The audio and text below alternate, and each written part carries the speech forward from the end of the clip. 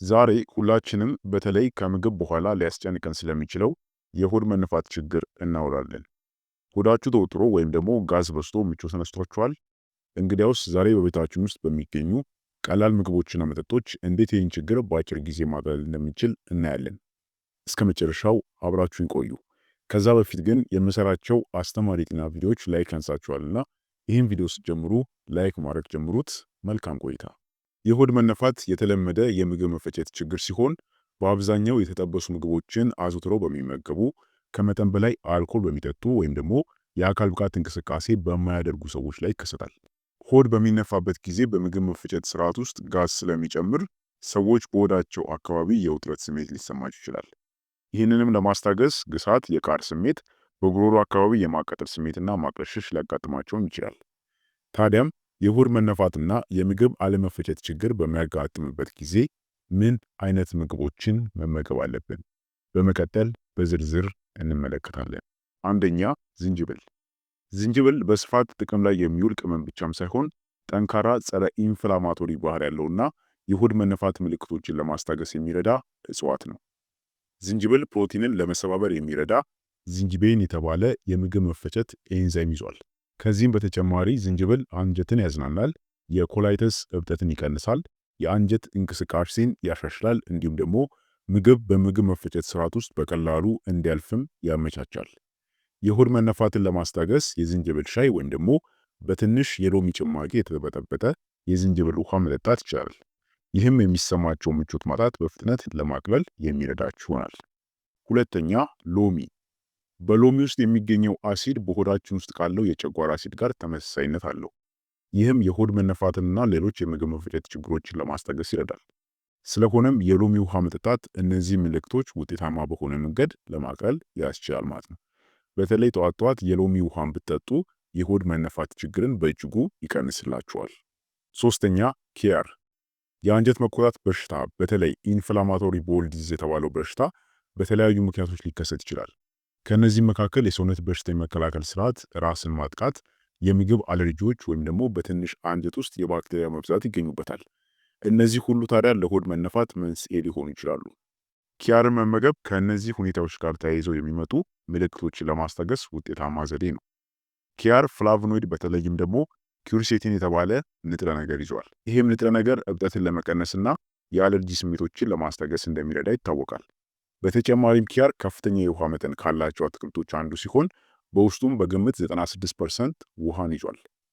ኪያርን በዕለት ተዕለት አመጋገብ ውስጥ ማካተትም የሶዲየም መጠንን ለማመጣጠን፣ አላስፈላጊ ፈሳሾችን ከሰውነት ለማስወገድ እናም በምግብ መፈጨት ስርዓት ውስጥ የታገደ ጋዝ ካለ በቀላሉ እንዲወጣ ለማድረግም ያግዛል። አራተኛ፣ ሙዝ። በሰውነት ውስጥ ፈሳሽ እንዲከማች ከሚያደርጉ ምክንያቶች አንዱ ከፍተኛ የሶዲየም ወይም ደግሞ የጨው መጠን መውሰድ ነው። በፖታሽየም የበለጸጉ ምግቦች ሶዲየም እና ትርፍ ፈሳሽ ከሰውነት እንዲወጣ የሚረዱ ሲሆን ሙዝ ከፍተኛ የፖታሽየም ይዘት ስላለው የሆድ መነፋትን ለመቀነስ በጣም ውጤታማ ነው።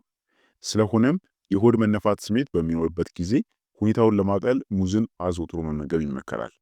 ለሆድ መነፋት ቅነሳ መጠነኛ አረንጓዴነት ያላቸውን ወይም ደግሞ ያልበሰሉ ሙዞችን መመገቡ ደግሞ ተመራጭ ነው። ምክንያቱም እነዚህ ሙዞች ከፍተኛ መጠን ያለው ተከላካይ ስታርችና ዝቅተኛም የመፍላት ባህሪ ያለው ስኳር ስላላቸው ነው። ታዲያም የሆድ መነፋትን ለማስታገስና የሆድ ድርቀትን ለመከላከል ውጤታማ ናቸው ማለት ነው። አምስተኛ፣ ፕሮባዮቲክ እርጎ። የሰው ልጅ አንጀት የምግብ መፈጨትን ለመቆጣጠርና የምግብ መፈጨት ስርዓትን ጤና ለማሳደግ የሚረዱ የተለያዩ ጠቃሚ ጥቃቅን ህዋሳት ወይም ደግሞ ማይክሮባዮም መኖሪያ ነው። ታዲያም በፕሮባዮቲክ የበለጸገው እርጎ የአንጀትን ጤና የሚደግፉና እብጠትንም ለመቀነስ የሚረዱ ህያው ባክቴሪያዎችን ይዟል። ስለሆነም እርጎ ለምግብ አለመፈጨትና ለሆድ መነፋት ችግሮች የሚመከር የምግብ አይነት ነው ማለት ነው። እርጎን በዕለት ተዕለት የአመጋገብ ውስጥ ማካተትም ለምግብ ጣዕም ከመስጠቱም በላይ የምግብ መፈጨት ስርዓትን የሚያሻሽል ይሆናል። ስድስተኛ፣ ሴለሪ። ሴለሪ እስከ 95% የሚደርስ የውሃ ይዘት ያለውና በፖታሽየም የበለጸገ ሆኖ የሆድ መነፋት ምልክቶችን ለማስታገስ ውጤታማ አማራጭ ነው። በተጨማሪም ሴለሪ የሚሟሟ ፋይበር ወይም ደግሞ ሶሉብል ፋይበር ስላለው የሆድ ድርቀትን ወይም ደግሞ የተቅማጥ ምልክቶችን በማረጋጋትና በማቅለል የምግብ መፈጨት ተግባርን ይደግፋል። ይሁን እንጂ ለመፈጨት አስቸጋሪ የሆኑትን የፋይበር ዘንጎች ለማለስለስ ሴለሪን አብስሎ መመገቡ ይመከራል። ለተሻለ የምግብ መፈጨት ሴለሪ በወጥ ወይም ደግሞ በሾርባ ውስጥም መጨመር ይቻላል። ሰባተኛ የካሞሚል ሻይ እናም የናና ሻይ።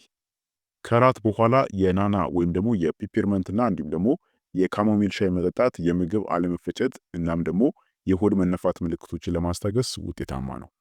እነዚህ ከእጽዋት የሚቀመሙ ሻዮች በምግብ መፈጨት ላይ ባላቸው ጠቀሜታ በተለያዩ ባህሎች ዘንድ ተወዳጅነት አላቸው። በተለይ የካሞሚል ሻይ የምግብ መፈጨት ተግባርን ከማሳደጉም በላይ ሰውነታችን ሪላክስ እንዲሆን የተሻለ የእንቅልፍ ጥናትም እንዲኖረን ይረዳል። ስምንተኛ እርድ። እርድ ኪርኩሚን የተባለና በጸረ ኢንፍላማቶሪ ይዘቱ የታወቀ ንጥረ ነገር ይዟል። ጥናቶች እንደሚያሳዩትም እርድ በተለይ በተደጋጋሚ ለጋዝ ወይም ደግሞ ለአየር መፈጠር መንስኤ የሚሆነው የኢሪቴብል ቦውል ሲንድረም ችግር ላለባቸው ሰዎች የሆድ መነፋትን ለመቀነስ ይረዳል። ምርምሮች የተለያዩ የእርድ አጠቃቀም መጠኖችን የሚያሳዩ ቢሆንም በአጠቃላይ በቀን ከ500 ሚሊግራም እስከ 2000 ሚሊግራም መጠቀም ደህንነቱ የተጠበቀ እንደሆነ ይታሰባል። ዘጠነኛ አረንጓዴ ሻይ።